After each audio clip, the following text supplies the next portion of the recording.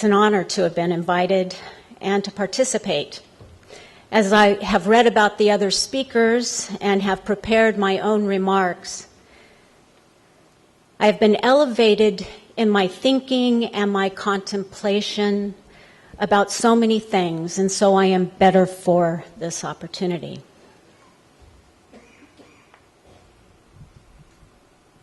As far back as I can remember, I was a skeptic, at least with regard to God. The culture that surrounded me was nominally Christian. I was put to bed at night with the child's prayer. Now I lay me down to sleep. I pray the Lord my soul to keep. If I should die before I wake, I pray the Lord my soul to take. If I should live for other days, I pray the Lord to guide my ways. And then the God bless mommy and daddy and the dog and all the people in the whole wide world. In this way, I came to know that I had a soul. Despite the fact that God was waiting to snatch my soul from my bed, I experienced some comfort knowing God was watching out for me along with everyone in the world. I learned that I would be considered good if I lived up to God's expectations of me. It wasn't long, though, before I started questioning the reality of a supreme being, in much the same way and at the same time that I began to question how it could be that Santa, pulled from continent to continent by a team of flying reindeer, delivered presents to every child on the planet in one day. As easily as I gave up a belief in Santa Claus, I gave up my belief in the God of my ancestors. God simply made no sense to me, and fortunately for me, factored very little into my family's life. I never experienced a sense of loss, but rather a sense of relief that I did not have to pretend. I maintained my atheism surrounded by a patchwork of denominations, primarily Christian, and a range of observances from Christian fundamentalism to thoughtful contemplation of religious ideals to New Age woo-woo. I was drawn to the social sciences and focused on my career. Only over time would I come to understand the bigotry and discrimination suffered by non-believers and the wanton betrayal of constitutional principles meant to protect and strengthen the secular character of our government. 30 years later, in search of a community of social justice activists who did not worship Jesus, I converted to Reform Judaism as an atheist. All was fine for several years, but then came this nagging irritation that the adults and the institutions I respected entertained ideas about God and the nature of the universe that I found preposterous. This despite a general understanding that 70% of our congregation was agnostic. That started my search for fellow atheists, and shortly thereafter, I discovered humanism. I remember the first time I read the Humanist Manifesto 3. Knowledge of the world is derived by observation, experimentation, and rational analysis. This, for me, is why science is so satisfying. Humans are an integral part of nature, the result of unguided evolutionary change. And it really annoys me when people get this one wrong. Ethical values are derived from human need and interest as tested by experience. And there you have it, the mystery is solved. We do not need someone whispering in our ear from a God spot in our brain about right and wrong. Life's fulfillment emerges from individual participation in service of humane ideas. And now I'm in. This has always been what gives my life meaning. Humans are social by nature and find meaning in relationships. It is part through other human beings that we experience and know ourselves. It is with other human beings that we experience some of the most wonderful moments of being alive. Working to benefit society maximizes individual happiness. I have seen this to be true in my life and in the lives of others. I certainly prefer to spend time with such people. And then finally, this conclusion. Thus engaged in the flow of life, we aspire to this vision with the informed conviction that humanity has the ability to progress toward its highest ideals. The responsibility for our lives and the kind of world in which we live is ours and ours alone. When I first read that at my first humanist meeting, I felt as if I had drawn my first full breath in years. I felt as if I had been starving for rational discourse about the nature of reality. I was thrilled to find others like me and a progressive philosophy of life that was, in my estimation, superior to the religious sentimentality of others. Finally, I could take joy in my atheism. Atheism is a partner to the free-thinking tradition, the rationalist tradition, the naturalist tradition, the secular humanist tradition, and the scientific tradition. It is also a partner to the existential tradition and the tradition of lone individuals experiencing their subjectivity, fallibility, freedom, and mortality. And it is a partner to the truth-telling tradition, the tradition that remarks on the emperor's nakedness and the indecency of tyranny and the corruption that comes with power. We should be proud of our humanism and we should promote it. Religion is an effective and often successful disguise for the unscrupulous. It is much harder to think than it is to pray. Religion is comforting and can make you feel chosen and knowledgeable. But you know that admitting that you don't know requires courage. We accept and we embrace, therefore, that there are no gods, that the universe has no particular interest in you or me. We live, we die, and while we are here, we are exactly what we are, human beings, members of a particular species. To define what we are is to reduce and distort what we are. To say that we are nothing but our desires or nothing but our self-interest is certainly to misrepresent us. We are everything human, indifferent, curious, selfish, caring, excited, boring, friendly, unfriendly, interested in our own lives, disinterested in our own lives, arrogant, frightened, sober, addicted, and so on. From this vast endowment, we get to choose how we intend to live, since choosing is also part of our endowment. As constrained as we are by the facts of existence, we can nevertheless lead with our freedom, acting less instinctually and defensively than we might otherwise, and, as is true for most humanists, making thoughtful decisions about what we intend our life to signify. We can create ourselves in our own best image, marrying our highest values and ordinary pleasures in such a way that we feel proud about ourselves, while getting a full measure of happiness out of life. Life is an elegant project, ripe for passionate undertaking. It is as well an ever-changing project that requires constant analysis and self-reflection, our participation, our wits, and our courage. It requires constant analysis because all meaning is subjective.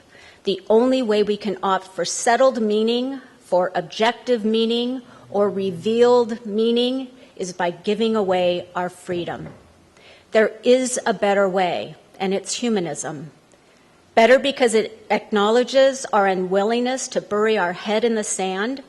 It honors our storehouse of experience. It matches our desire for freedom, a desire that renders obedience an obscenity. It aligns with our desires to take ethical action, a desire that makes rationalizing selfishness intolerable. and it agrees with our understanding of the pointlessness of pointlessness. Nihilism, whatever its attraction, is simply not a sensible option. And there is no meaning for us to find, no meaning that we will someday stumble over in a dark alley. We must become our own meaning makers. We must create meaning for ourselves.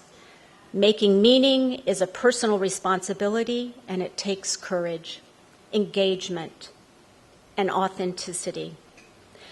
While I personally find meaningful direction from the tenets of humanism, we must not limit one another by deciding what is right, what is the right meaning, or the wrong meaning. Some of the statements I read from the Humanist Manifesto 3 appear to suggest what is the correct way to live life and create meaning, such as humans find meaning in relationships and working to benefit society maximizes individual happiness. I would like to caution all of us that we cannot choose what is meaningful to others. We cannot choose what project they should be passionate about. It varies from person to person, and it certainly changes over time. Who else but you can decide how you intend to order your values, manifest your ethics, and construe meaning for yourself? To honor your freedom, you must evaluate and arbitrate the meaning of your life. Making meaning isn't always easy, and people defer to the meaning-making apparatuses of our cultures, taking comfort in the fact that others have built a meaning nest for them. This built-in cover allows them to avoid taking responsibility, and at the same time causes them to grow grandiose and egotistical. I've got it all figured out. As soon as you put on the robes of your culture and add gravity to your mere humanness by wearing the badge of your profession, your club, your gang, your clan, your tribe, you participate in life a touch more selfishly. Making meaning often involves a break with beloved traditions, but the smarter, braver part of you knows that a tradition is only of value if it is of value. It may be your group's tradition to abort girl fetuses, burn witches at the stake, or damn to hell everyone but members of your own group. Even the most innocent-seeming family, community, or religious tradition exists solely because of the ability of some authority, like a parent, a ruler, a cleric, to make demands. As an honest person, you know how unrighteous a reason to honor a tradition that is. You know that any tradition ought to be honored only if it is honorable and worthy. Be brave and look at your traditions with open eyes. The key to making meaning is learning how to identify your values so that you really and maybe finally know what you stand for and what you want to manifest in your life. Once you create a vision of your life's purpose that captures your intentions and you begin to live that life purpose, then you feel confident that your important values are motivating your current behavior. Creating meaning is work, but we can regard this work as loving self-creation. Making meaning demands a great deal of honesty and personal responsibility. We may feel blue because we see clearly, and what we see saddens us. When personal meaning requires us to change, we must honestly acknowledge how much we fall short in our own efforts and how often we break the promises that we make to ourselves. To be honest is to invite realizations about yourself and others that have the potential to bring pain. Creating our lives involves a great deal of choosing, which in turn provokes anxiety. If you decide that reducing your experience of anxiety is a paramount goal and that you intend to avoid anxiety at all costs, then you have made yourself susceptible to all the blandishments of ease, from laugh tracks to God talk. To live authentically, we must consciously embrace anxiety. We must invite anxiety. To take responsibility for your life is to take responsibility for your thinking, your feelings, your speaking, and your acting, because this is the structure of all human experience. You create your life with your thoughts, your feelings, your words, and your actions. Where we can affect the situation by our actions, we take those actions. Where we can affect the situation by our attitude, we take charge of our attitude. What we do not do is give up or give in. I do not underestimate the extent to which reality plays havoc with the idea of creating meaning. I am proposing that you are obliged to do what you can. Not pleased with the person you see in the mirror? Change. Feel trapped by a hornet's nest of circumstances? Apply the light of reason to each of these circumstances. Change what can be changed. Do what must be done, and make yourself proud. When you are responsible, you stop blaming your partner, your parents, the economy, or your upbringing for your misfortune. You cannot use a divine presence as an excuse or a scapegoat. Blaming keeps you as the victim in your creation and robs you of changing your situation. Taking responsibility for your happiness is liberating. You realize that happiness does not come from outside you. It is not the job of your partner, parent, friend, or child to make you happy. To be happy is a choice. It is a decision. You have the power to choose. Living intentionally by deliberately making choices to move you forward toward manifesting your vision for your life, the more freedom you have. When we are responsible, we move from victim to victor. It puts you at the cause and not at the effect. You accept that you create your life and you are not just reacting to it.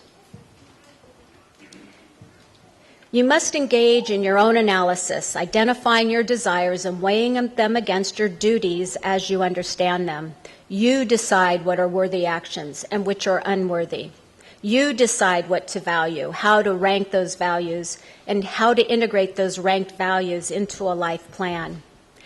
How do you know if you've created the appropriate life purpose, statement, or landed on a right understanding of the meaning issues in your life?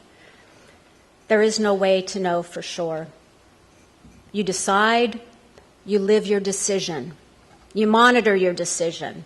You reaffirm your decision by reinvesting in your chosen path. You change your mind and make new meaning statements. You take your best stab at deciding what principle you want to manifest and how you intend to marry your desires with your sense of duty and commitment, hopefully allowing for joy and wonder along the way. And then you test your decision by engaging in trial and error, experimentation. That is an essential condition of science. We respect science because it tests hypotheses. We will respect ourselves when we do the same. We accomplish all this under the banner of humanism, thankful that there are no gods to control us, no gods to undermine us, to punish us, or divert us from the construction of a righteous life full of passion and purpose. We experience a solidarity with nature and with the universe. We are not afraid of the universe in which we live. We do not create dragons and devils with which to scare ourselves. We are not frightened that a vacuum is empty or that we begin dying as soon as we are born. We are exactly, precisely, and wholly natural. To say human being is to say plenty, and we as human beings are enough. When we hear God talk, we reject it. When we see a supernatural error committed, we expose it. When believers betray their common humanity with us by acting as if they possess some special news about the universe, we object. We let the thousands of gods invented by humankind sink into the sunset, and we demand of our fellow human beings that they do not browbeat us with their fictions. If we try, we can maintain a healthy perspective that recognizes both our insignificance on a cosmic scale and our potentially enormous significance within our human communities and on the scale at which we lead our lives. Thank you.